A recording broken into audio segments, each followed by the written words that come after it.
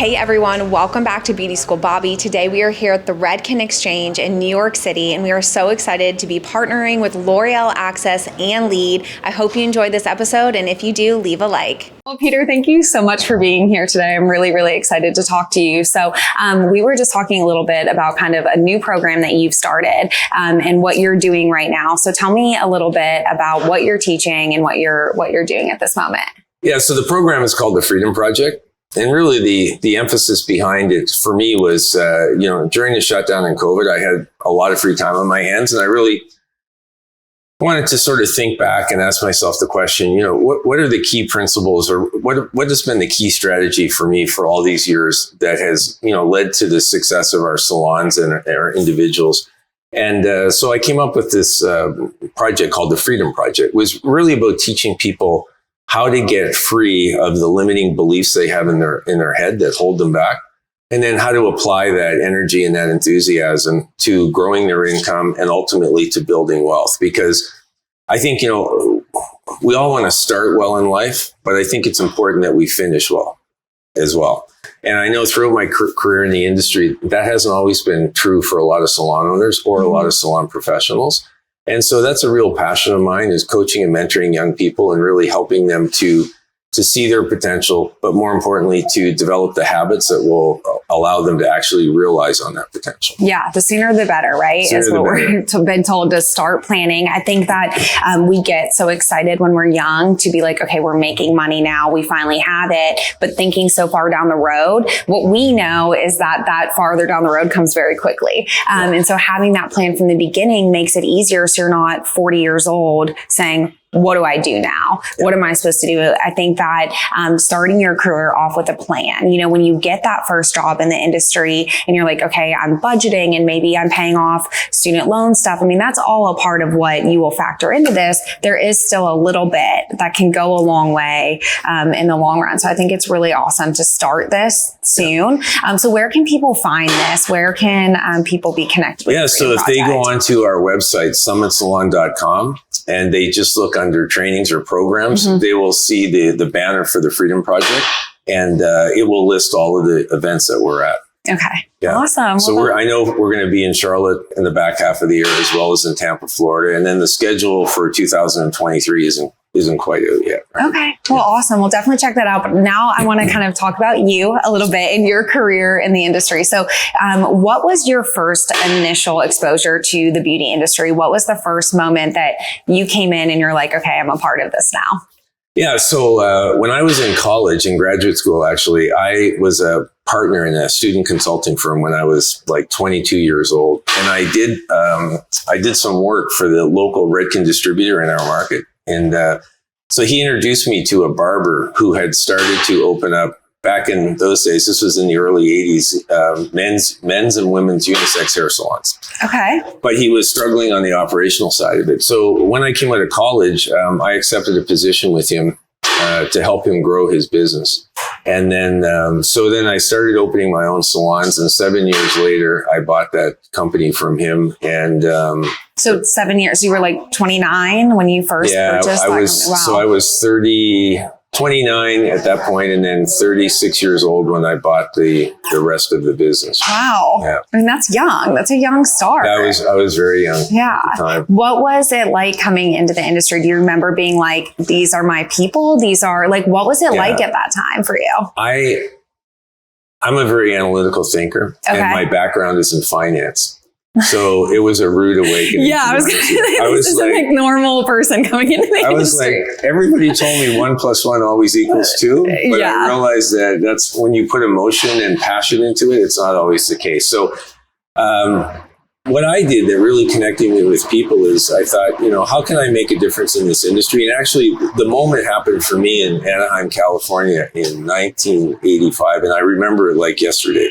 I was at a conference there, and Zig Ziglar was the keynote speaker. Wow. And he kept saying, you can have anything in life you want if you just help enough other people get what they want. And he said it over and over and over again. And all of a sudden there was a moment, I can still see him on that stage, where I went, oh my gosh, this will be for me, the passion project is I'm not going to teach people how to cut hair or color hair because I don't know how to do it. But what I can do is teach young people habits that will ultimately lead them to more success. And so that became my passion, is just corralling the young people in our company, sitting down with them and saying, where are you? Where is it you want to go? And then how can I help you to get there? And so we really built a culture in our company, which is primarily focused on growing people. And cutting and coloring hair is really just the metaphor. And, so that's always been a passion of mine, and why I love this industry and the people in it, and why I'm sitting here today, really. Yeah. I mean, it's taken you everywhere. You obviously have had a lot of success in the industry doing that. So it is exactly what he said. The success came from helping others, which I think is awesome. You can say that worked and you did it. What kind of walk through what your career path has been? I know you've done different things with the company, but I know like meeting with people and growing salons, specifically kind of what has this path looked like, and what different roles have you had throughout your career? Yeah, so up until probably the early 80s, my primary focus was on growing the business back home. And then I made a strategic decision in 1994 or 95. We stopped opening salons because geographically it was going to be challenging for us to do that. And we basically took the concept or the intellectual capital and packaged it up and started going on the road and turning around other companies. And so we started in the distribution business in Toronto and helped a client out there. And then eventually I ended up in the United States working with a chain of salons on the East Coast, which is how I get introduced to LOreal or Redken in New York. And so from there, I've worked through LOreal with probably every major chain in the industry, from JCPenney's to Ulta to you name it. But my love has always been for the independent salon owner. So back in 2006, when Michael Cole and Randy started the summit, they approached me about becoming involved in that. So I became involved as a speaker and a trainer in 2006. And then in 2009, I became president of that company. And so that has been, a love of mine for the last, I guess it's been close to 14 years now, is really, putting together a format where we can go out and really make a difference for salon professionals and salon owners in terms of their career and their success. And so that's kind of where my life has been for the last 14 years, is, working with Summit, and then also still involved with our business at home. Yeah. So one of the things that is happening in the industry right now is we have a lot of young stylists coming out of beauty school and really wanting to kind of make their own way and kind of jump in. I think a lot of people are jumping in without having something like Summit in place, or somebody like you to kind of help guide them. I think they're jumping in to waters that I don't know that they're as prepared for. Do you kind of see that being the case right now? A little different than maybe 10 years ago, 20 years ago? Are there still as many people looking for this information? Or is it more, I did it maybe not the right way, and now I'm looking? Is it coming more after a little bit of experience in the industry? Yeah, we're seeing a lot of different trends out there. I think for sure, probably 75% of our labor force will be millennials by 2025. I have 4 of them at home. So, and they're very entrepreneurial. They're the smartest people on the planet. And I love their energy and their enthusiasm. But sometimes it's like, ready, jump, aim. And I think that's very prevalent. And then I think there's, on the back end, a lot of them struggle because they have the passion for it. They don't necessarily have a plan. I have this little, I don't know if you can see it, this little rubber bracelet on. It says passion plus purpose equals prosperity. So I think there's no question that, to me, passion is about loving what you do, and you have to love what you do. You're never going to work hard enough at it to be great at it. But I think most service providers have passion in spades, but they're not always on purpose. They're not always aware of the cause and effect relationships that really drive success in this industry. And so sometimes they learn it the hard way. Yeah. And that's really what our passion is at Summit, is how can we shorten the learning curve for them? How can we set them up from day one and put them in a position where they're going to be more successful? Yeah. What's that look like coming out of beauty school? Like, I know everybody has a different path and there's not just like one way, but if one of your kids were to go into beauty school right now, what would you recommend for them as their first year in the career, second year in the career? What's that look like for you? I know this is kind of on the spot. Yeah, no, 100%. I'm a big fan of what I call modeling. Okay. So I know throughout my life, whenever I wanted to learn something, there's two ways to do it. You can stumble around, you can go to classes, you can read, or you can go find somebody, a person who's already achieving what you want to achieve. Yes. And get them to mentor you. And if they can't do it in person, they can do it through their seminars or their books or whatever. So for a young service provider, what I would say is find a really successful stylist that you believe in and then try and become an apprentice or an associate, get connected to that person, invest some extra time when you get out of school. And what you're there to learn is, yes, the technical side of it, but more so, how does that person communicate with clients? Why is it that they're retaining clients so easily? Because at the end of the day, we're in a relationship business. And, what I say to young people is, look, there's only two metrics that make up your success. One is how many guests sit in your chair, and the other is how much money they spend. And that's the reality of our business. And so there are people out there who do a lot of guests, don't charge a lot. They work really hard. There are some people out there who don't do as many guests and can charge a lot, and they're working really smart. So you have to decide what side of that equation you want to be on, because there's a different skill set. And then you need to go and pursue that and find mentors and people who can teach you it. So if you can get into a salon that has that kind of culture where they are mentoring young service providers, I think that's the very, very best thing that you can do. Yeah. And then at some point in the future, if you really want to do your own thing, you're going to be much better prepared to be successful at it. We're going to take a quick break from the podcast to hear a word from our sponsors. Today's sponsor for this episode is LEAD. LEAD is the first degree designed with beauty professionals in mind. To create future professionals and leaders for this fast-growing industry, Rolfs has partnered with LOreal, Arizona State University, and Mesa Community College, and is proud to launch the first ever college and university degree designed specifically with beauty professionals. It's time to acknowledge the level of impact beauty professionals have in our lives. Every year, an individual consults with a beauty professional over 48% more than a physician. This is why advancing the accredited education of beauty professionals is our mission. LEAD is shaping the future of beauty by developing the minds and expanding the intellect of beauty professionals who maintain and restore our self-expression and well-being. For more information, visit leadinstitute.degree today.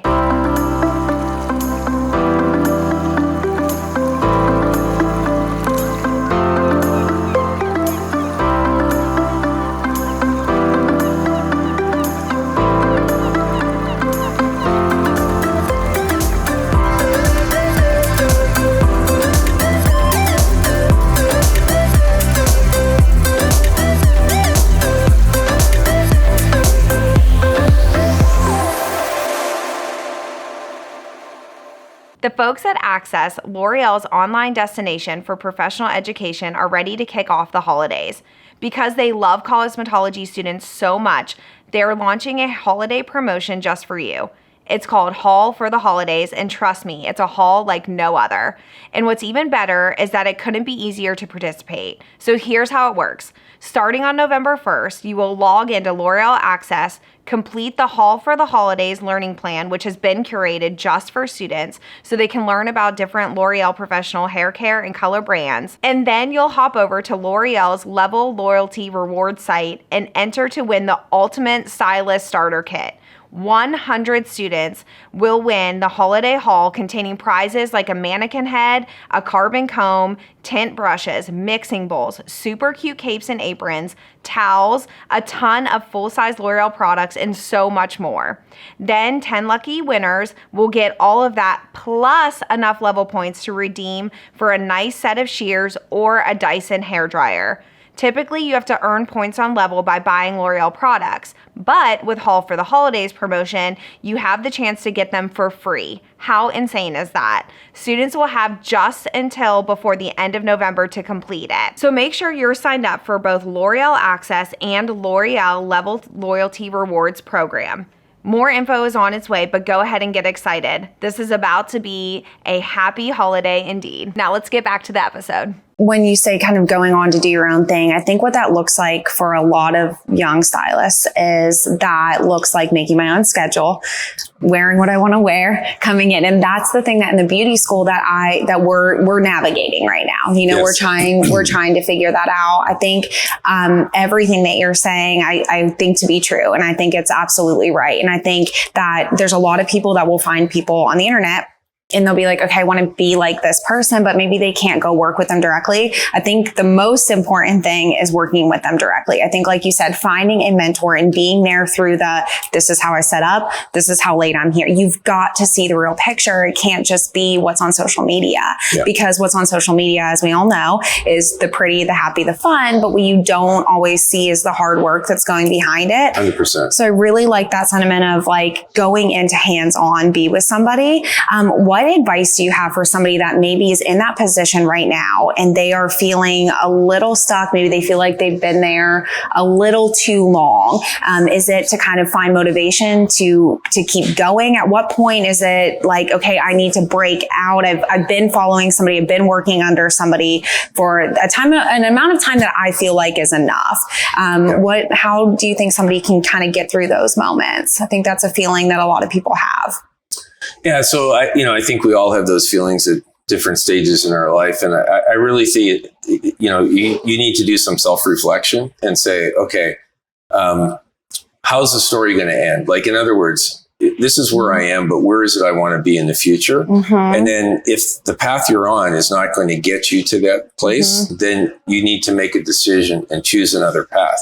But I think to choose another path for the sake of choosing another path, it could be possible that the path you're about to choose is actually going to take you further away from where you want to be than you think it is. Right. So I'm a big advocate of trying to put your mind in the future and saying, what do I want my career, my life to look like? Mm-hmm. And then am I on the path that's going to get me there? Mm-hmm. And if not, then maybe you have to make a different decision. But I think it's very clear, very important to understand what the outcome is you're looking for. Because it's that old adage of be careful what you wish for. So yes, for example, I'm working in a salon. I'm working with somebody.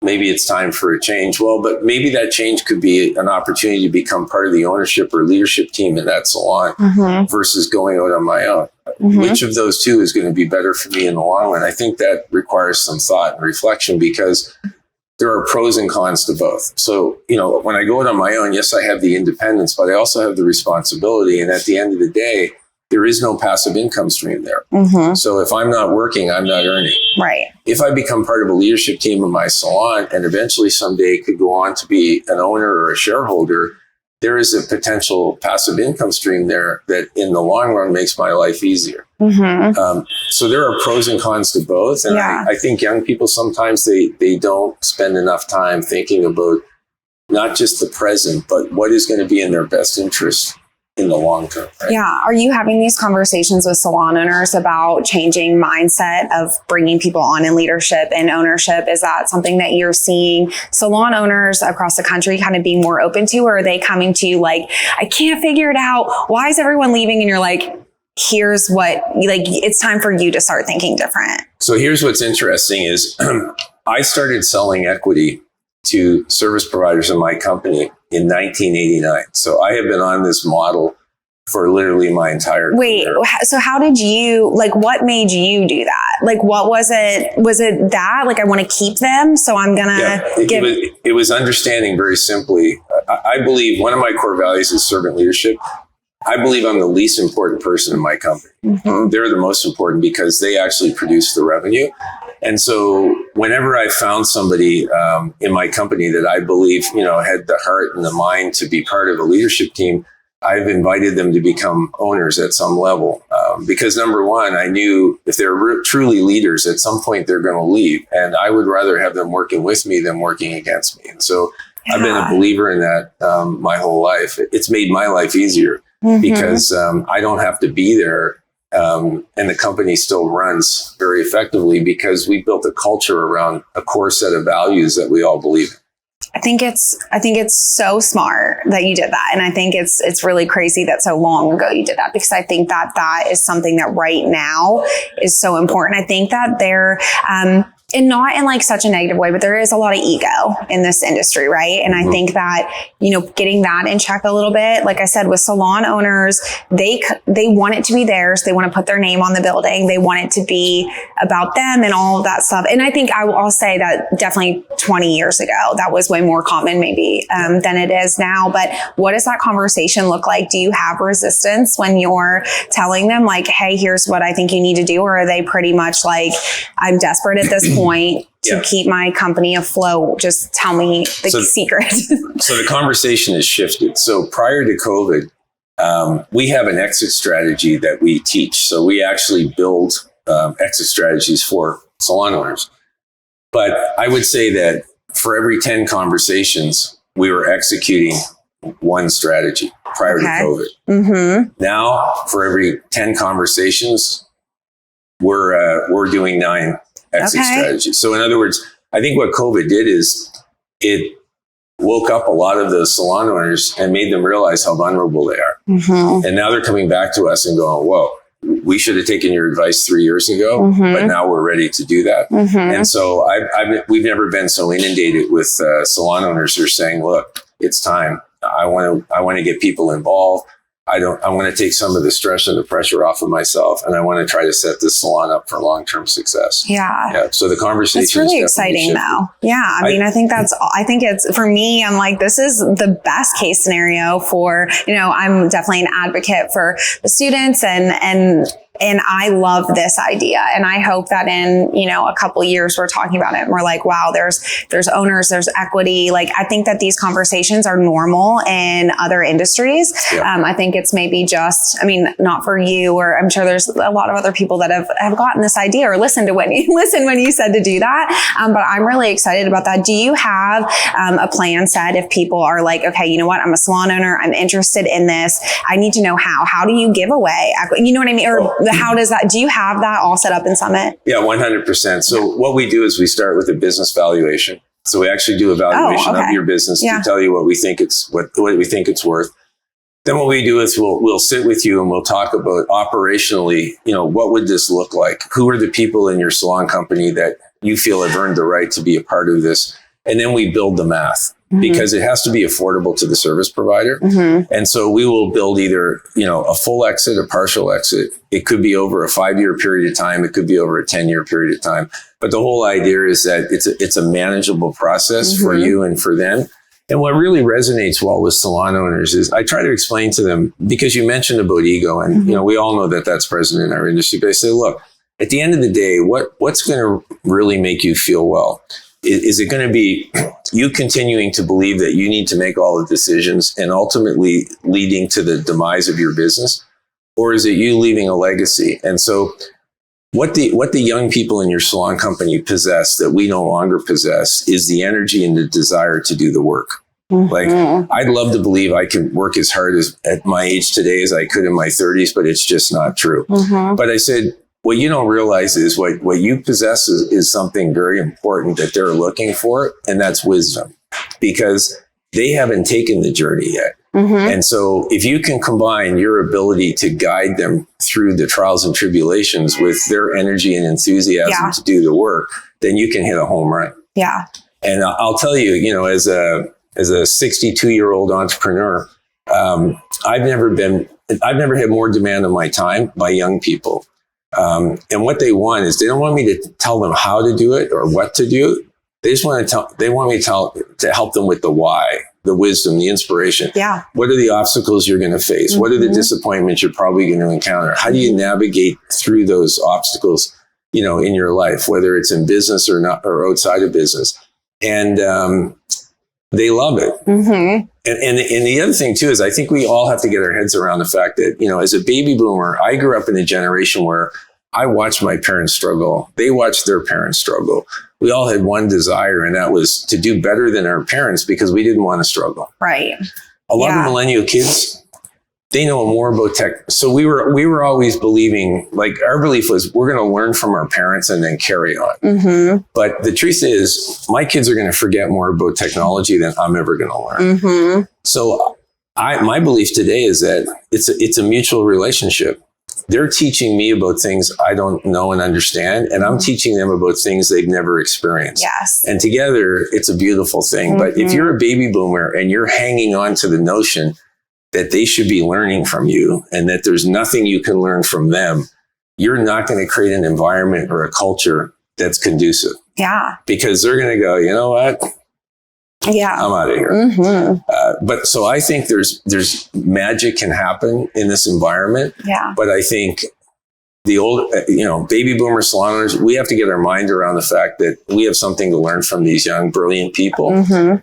But understand we also have something to teach them. Yeah. And that's our wisdom and our experience. I think that's an amazing perspective. I think that your knowledge, what you've done in the industry is so valuable and so important. Like we need it and we need it in the beauty schools and we need it everywhere. So I'm so thankful. I know we could talk for another 2 hours. I have so many more questions, but thank you so much for being here with us. And thank you for giving us our time. And where can we follow you?